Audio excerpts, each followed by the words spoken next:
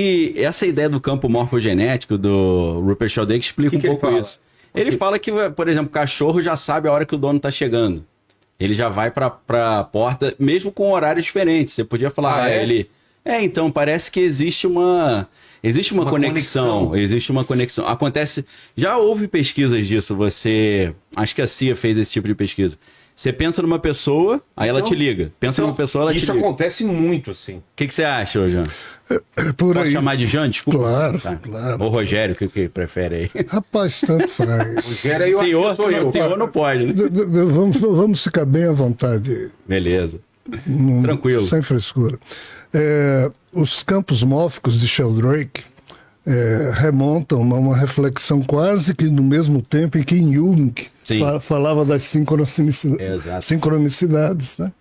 Na realidade, segundo essa perspectiva, a vida toda se movimenta em torno das sincronicidades, só que a gente não percebe. Quando a gente percebe, a gente chama de coincidência. O déjà vu, por exemplo. Exatamente, mas a sincronicidade move tudo. Ainda que Jung tenha ressaltado o aspecto de que sincronicidade em termos mais profundos seria aquela coincidência que traz um significado especial. Entendi. Que aí a gente percebe facilmente. Não tendo significado, a sincronicidade acontece, mas a gente não percebe. Passa despercebido. Tá. O significado dá um peso que a gente grava na atenção, memória, né? Isso. Pode estar acontecendo várias sincronicidades. Então, como eu tinha falado que ia começar, você falou, como é que a gente começa a conversa? Eu acho que é uma espécie de sincronicidade, eu ter descoberto depois de tantos anos, que eu e o Jean fomos recrutados na mesma cidade de Niterói, né? É mesmo? Né? A experiência lá dos peixes, né? Pra vender peixe. Cara, eu era de menor ainda, bicho. Nem 18 anos eu tinha. Foi responsabilidade da vida para comigo. Porque eu fui... Eu conto isso? Por mim, conta. Acho que a galera não sei se não conhece, né? Bem, isso não tem muita importância, mas assim, eu decidi tentar investir como... Uma pet shop, só que reino dos animal. dias atuais. Mas eu morava e moro em Natal. E todo mês de janeiro, a irmã do meu pai morava em Niterói, então eu passava as férias de janeiro lá. E eu sabia que em frente ao apartamento dela, o edifício, tinha uma loja de peixes ornamentais, e então eu fui lá falar com o cara para comprar peixes. E o cara pertencia a um circuito aí de informações que a gente pensa que não existe no mundo, né? E quando eu cheguei lá, o cara disse, você é o sobrinho da Salete? Eu digo, você quer que eu seja seu fornecedor de peixes ornamentais? Eu digo, senta aí que eu lhe atendo já, coisa e tal. E nessa época eu fumava, eu me lembro bem, acendi um cigarro, 2, e o cara lá atendendo as pessoas, parou de atender as pessoas, começou a ligar um telefone preto bem antigo, estamos falando aqui em 1977, olha só. Né? Ela não tinha nascido ainda não. Não tinha. Eu disse, cara, esse tá tendo alguma coisa estranha. Aí eu disse, olha, eu volto outra hora. Ele disse, não, desculpe, como é seu nome? Aí eu disse, Rogério. Ele disse, de quê? Eu disse, de Almeida Freitas. Ele disse, você nasceu em 1959? Aí eu olhei assim para ele, o que foi? Mês de abril?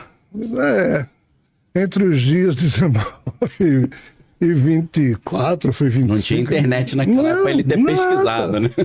Só tinha internet espiritual. Eu disse, dia 22, mas pra que você precisa saber disso? Eu só vim comprar peixe. A curiosidade é... Disse, não, é porque, a que horas você nasceu? Eu disse, cara, desculpa, não tenho a menor ideia. Aí você tá querendo muito. Não, liga aí pros seus pais. Eu disse, cara, meus pais moram em Natal, meu pai já morreu. Em razão, eu liguei pra minha mãe, porque esse cara me encheu o saco, disse que era muito importante pra ele. Mãe, que horas eu nasci? E a mamãe também não entendeu nada. Quando eu fui dizer ele 18 e 13, ele escreveu num pedaço de papel assim, entre 18 e 18h30, me mostrando. Aí eu disse, o que é isso, cara? Ele disse, não, olha, deixa eu lhe explicar. Aí puxou um livro preto enorme, o balcão dele era tipo essa madeira bem antiga, né? Eu disse, olha, essas páginas todas aqui estão escritas falando a seu respeito. Falando a respeito de um trabalho que você vai fazer. Aí eu olhei pro cara, eu digo, esse cara é doido. Esse cara tá de palhaçada. Tá com algum outro Tá querendo alguma coisa. Eu disse, bicho, desculpa. Tô fora. Não, tenha calma. Olha, deixa ele explicar. É porque, assim, tá tudo aqui. Esse ó. livro eram transcrições das reuniões, das revelações? Aí ele escrito à explicou, mão? aí ele disse, Tá. olha, eu participo de um grupo lá no Rio de Janeiro, isso era em Niterói que eu estava. E são pessoas, entre aspas, Alta famosas da sociedade, não querem aparecer, esse grupo é fechado. E há 5 anos atrás, um tal de senhor Krishna, ele disse desse jeito, incorporou no médium, que você vai conhecer daqui a pouco, porque eu estava ligando para todos eles, para eles virem para cá, por isso que eu demorei Ele a estava acionando a atender. equipe lá, né? E eu fiquei assim, ele disse, olha, e o tal do senhor Krishna foi que nos disse isso aqui tudo a respeito de alguém que estaria envolvido com a terceira onda. E eu dizia, eu não vim pegar surf, cara, eu só vim comprar peixe.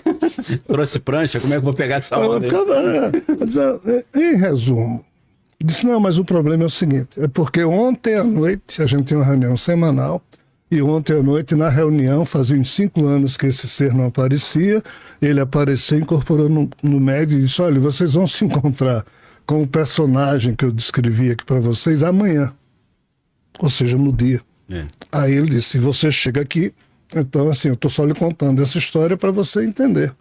Eu disse, entender o quê? Ele disse que você é essa pessoa aqui, que você vai ter que fazer isso aqui. Eu vou ter que fazer o quê? Ele disse, olha, onda de esclarecimento, blá, blá, blá. Em resumo, essa história. Entendi. Eu saí mais assustado do que... É. Sei lá, foi muito estranho. Essa história consta em algum dos seus livros? Não, nunca contei isso. Eu contei isso já em um outro podcast que alguém pergunta como é que diabos eu me envolvi com isso. Esse foi o primeiro susto que eu tomei aos 17 anos. Entendi. Foi assim. Mas dali você chegou a se envolver com algum tipo de religião, grupo? Esse grupo o senhor chegou a frequentar?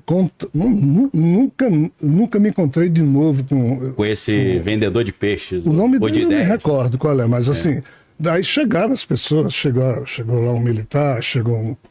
O pessoal foi aparecendo na loja. As pessoas loja. foram lá. Aí era assim, cumprimentei um por um, mas eu queria cair fora daquilo ali, porque eu achava aquilo meio... Pessoal com negócio de reverência. Lembra aquele filme Corra, né? Um negócio assim, que vai pra casa. Secreta, né? Mas assim, cara, isso aí me distanciou das coisas. Entendi. Na verdade, me distanciou, porque eu fiquei meio ensimesmado com isso. Apesar de você não ser mineiro, mas tava ali meio ressabiado, né? Mais ressabiado que um mineiro desconfiado se vai ter queijo ou não para comer mais tarde.